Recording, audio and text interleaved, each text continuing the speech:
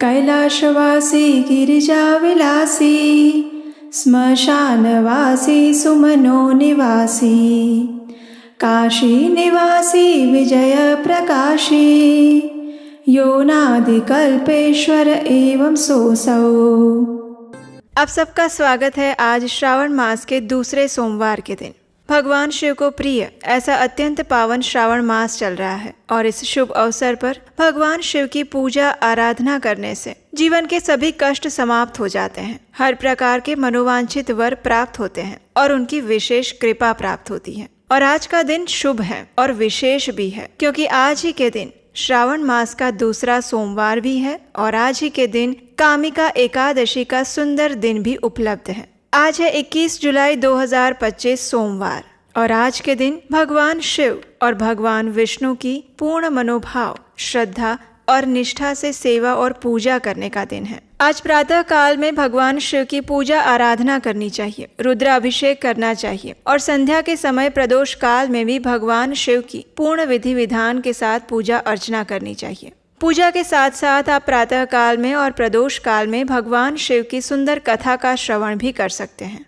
हमारे शास्त्रों में वर्णन आता है कि जो भगवान शिव या भगवान विष्णु की निंदा करता है वो सूर्य और चंद्रमा के रहने तक नरकगामी होता है और इसलिए चाहे कोई शिव भक्त हो या विष्णु भक्त, दोनों को ही इस श्रावण मास के सोमवार और इस एकादशी व्रत का पालन अवश्य करना चाहिए। तो चलिए आज इस शुभ और मंगलमय घड़ी में श्रावण मास के सोमवार के पवित्र दिन हम भगवान शिव की सुंदर पौराणिक कथा का श्रवण करते हैं। आइए आज की श्रावण मास के सोमवार की कथा का प्रारंभ करते हैं।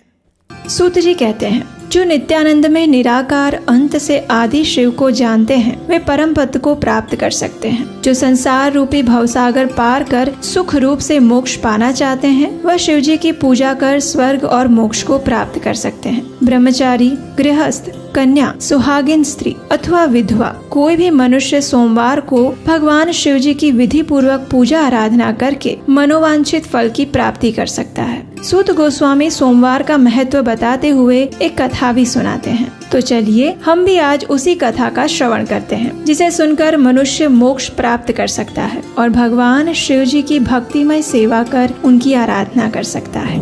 प्राचीन समय में चित्रवर्मा नाम से प्रसिद्ध एक महान राजा हो गए। वे बहुत ही निष्ठावान, धर्मपरायण और शक्तिशाली राजा थे। वे अपने राज्य में कोई भी दुष्कर्म होने नहीं देते। अगर ऐसा कोई दुष्ट व्यक्ति हो तब पर भी उसे वो अत्यंत कठोर दंड देते, जिसे देखकर दूसरे भी दुष्कर्म करने से भयभीत हो जाते। इसलिए उन्हें यमराज के समान माना जाता था। वे अपनी प्रजा की रक्षा करने में सक्षम थे। राजा चित्रवर्मा भगवान शिव और भगवान नारायण के भक्त थे। अपने जीवन में भी वे सुखी थे। उनके अत्यंत पराक्रमी और बलवान पुत्र थे और अंत में एक सुंदर सुशील कन्या भी थी जिसका नाम सीमंतिनी था। अब चित्रवर्मा की पुत्री बड़ी हो रही थी।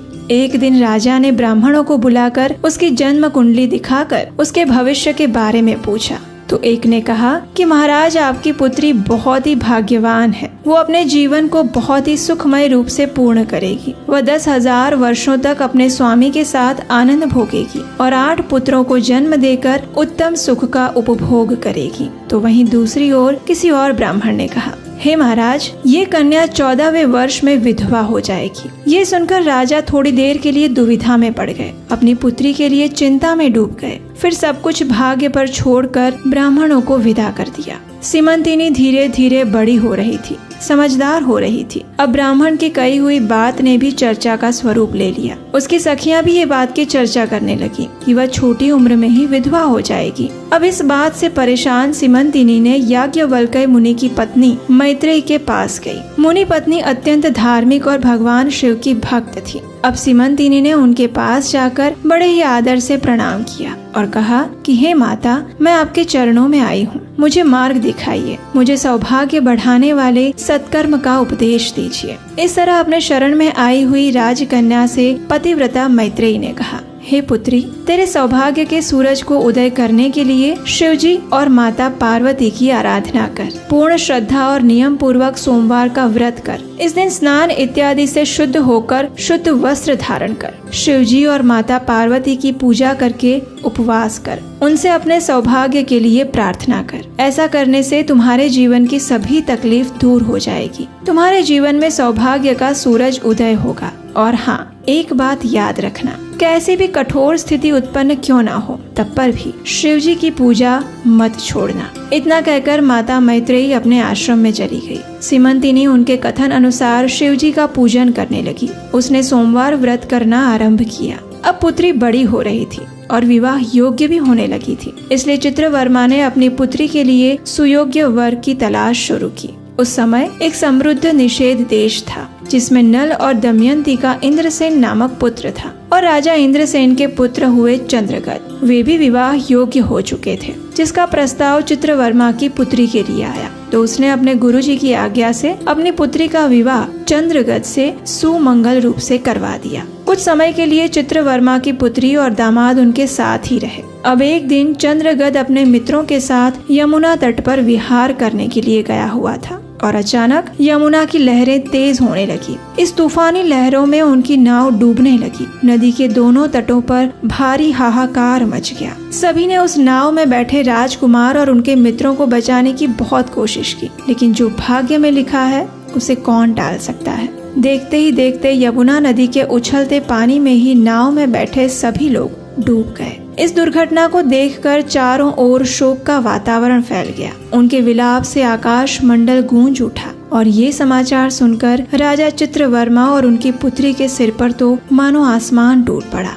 जैसे तैसे दौड़ते हुए चित्रवर्मा यमुना किनारे आते आते मूर्छित होकर धरती पर गिर पड़े और राजकुमार के पिता की हालत भी कुछ ऐसी ही थी। दोनों परिवार पर दुखों का पहाड़ टूट पड़ा था। चारों ओर सभी दुख के सागर में डूब गए, लेकिन भाग्य का लिखा कौन मिटा सकता है। ये समझते हुए नगर के बड़े बूढ़ों ने चित्रवर्मा को नगर में वापस लेकर आ गए। चित्रवर्मा ने अपनी पुत्री को भी धीरज बंधाई और यही शिक्षा दी कि उसके भाग्य का लिखा कोई नहीं मिटा सकता। चित्रवर्मा ने भी अपने परिवार के सदस्य और बंधुओं के साथ अपने दामाद की अंतिम क्रिया पूरी की। पतिव्रता सीमंतिनी ने अपने पति के पीछे सती होने का विचार किया, लेकिन उसके पिता ने स्नेहवश उसे रोक लिया। अब सीमंतिनी एक विधवा का जीवन व्यतीत करने लगी थी। अपने पति के मरने के बाद भी मुनि पत्नी मैत्रेयी ने कहा था, वैसे ही शुभ सोमवार का व्रत उसने चालू रखा। इस प्रकार 14 वर्ष की आयु में ही वह विधवा का जीवन बिताने लगी। इतना दुख होने पर भी उसने शिवजी की आराधना नहीं छोड़ी और ऐसे ही शिवजी की आराधना करते करते 3 वर्ष बीत गए। दूसरी ओर पुत्र के शोक में डूबे हुए राजा इंद्रसेन को अपने ही भाइयों ने धोखा दिया और बलपूर्वक उसका राज्य छीन लिया। उन्हें पत्नी सहित पकड़कर कारावास में डाल दिया। सभी के मन में यही था कि इंद्रसेन का पुत्र चंद्रगत यमुना में डूब गया है, लेकिन वो जल में डूबने पर नीचे की ओर गहराई में उतरने लगा था और ऐसे ही वह पाताल में पहुंच गया, जहाँ राजकुमार ने नाग वधुओं को जल क्रीड़ा करते हुए देखा। अब नाग कन्याएं भी राजकुमार को देखकर आश्चर्यचकित हो गई। उसे उठाकर पाताल लोक में तक्षक नाग के नगर में ले आई। चंद्रगत इस अद्भुत सौम्य मनोहर नगर को देखकर मंत्रमुग्ध हो गया, जो कि इंद्र भवन के समान सुंदर, मनोहर और मनमोहक था। उसने सुंदर महल को भी देखा, जो बड़े बड़े रत्न से सुशोभित था। रत्न के प्रकाश की किरणों से प्रकाशित हो रहा था। भगवान सूर्य के समान तेजस्वी नागराज तक्षक नाग को सभा भवन में विराजमान देख परम बुद्धिमान राजकुमार ने विनम्रता पूर्वक उन्हें प्रणाम अर्पित किए और हाथ जोड़कर खड़े रह गए। तक्षक नाग के तेज से उसकी आंखें भी नहीं खुल रही थी। नागराज ने बड़े ही प्रेम पूर्वक नाग कन्याओं से पूछा कि ये कौन है और कहाँ से आया है। तो उन नाग कन्याओं ने कहा कि हमने इसे यमुना जल में देखा। इसके कुल का तथा नाम का परिचय न होने के कारण इसे आपके पास ले आई है। तब तक्षक ने राजकुमार से पूछा तो उसने बताया कि वह भूमंडल के प्रसिद्ध निषद देश के राजा नल और दमयंती का पौत्र है। मेरे पिता का नाम इंद्रसेन और मेरा नाम चंद्रगत है। इतना कहकर उसने अपने साथ हुई घटना का विस्तार पूर्वक वर्णन कह सुनाया कि किस प्रकार वह यमुना नदी में डूब गया था। उसने ये भी कहा कि उसका विवाह थोड़े समय पहले ही हुआ था और विवाह के बाद थोड़े समय के लिए वह अपने ससुराल में रह रहा था और अचानक ही ये घटना हुई और ये नाग पत्नियां मुझे आपके पास ले आई। किसी जन्म के पुण्य के प्रभाव से यहाँ मैं आपके दर्शन कर रहा हूँ। मैं धन्य हो गया। मेरे माता पिता कृतार्थ हो गए क्योंकि आपने दया करके मेरी ओर देखा। राजकुमार की ऐसी मनमोहक बातें सुनकर तक्षक ने कहा, हे राजकुमार, तुम भयभीत ना हो, धैर्य रखो और बताओ तुम समस्त देवताओं में से किसकी पूजा करते हो। तब राजकुमार ने कहा, जो देवों के भी देव हैं, जो महादेव हैं, वही उमापति भगवान शिव जी की मैं पूजा करता हूँ, जो समस्त जगत में सर्वश्रेष्ठ हैं, जो कारणों के भी कारण हैं, जिन्होंने गंगा को अपने सिर पर धारण किया, जिनके सिर पर चंद्रमा का मुकुट है, जिनके तेज की कोई सीमा नहीं, समस्त सृष्टि के कल्याण हेतु समुद्र मंथन से निकलते हुए विष को जिन्होंने पी लिया था, जो पंच महाभूतों में स्थित हैं, वे विश्वात्मा भगवान सदाशिव की मैं पूजा करता हूँ। संपूर्ण संसार जिनकी इच्छा के अधीन है, वही शिव की मैं आराधना करता हूँ, जो अर्धनारीश्वर हैं, भगवती जगदम्बिका जिनके अर्धांगों में निवास करती है। और हाँ, तक्षक और वासुकी दोनों नागराज जिनके कानों के कुंडल हैं, वही पार्वती पति महादेव का मैं पूजन करता हूँ। राजकुमार की ऐसी अमृत वाणी सुनकर तक्षक अत्यंत प्रसन्न हो गए। उनके हृदय में महादेव जी के लिए जो भक्ति थी, उसका नव निर्माण हुआ। एक नए भक्ति रूपी सूरज का उदय उनके हृदय में हुआ। वे अत्यंत प्रसन्नता से बोलने लगे, हे बालक, तुम्हारी आयु छोटी है, किंतु तुम्हारा हृदय आत्मज्ञान से भरा हुआ है। तुम बालक होकर भी सर्वोत्कृष्ट परात्पर शिव तत्व को जानते हो। मैं तुमसे अत्यंत प्रसन्न हूँ। यहाँ कोई दुख रोग पीड़ा नहीं है। यहाँ सर्व मनोकामना पूर्ण करने वाला कल्प वृक्ष है। यहाँ मृत्यु का भी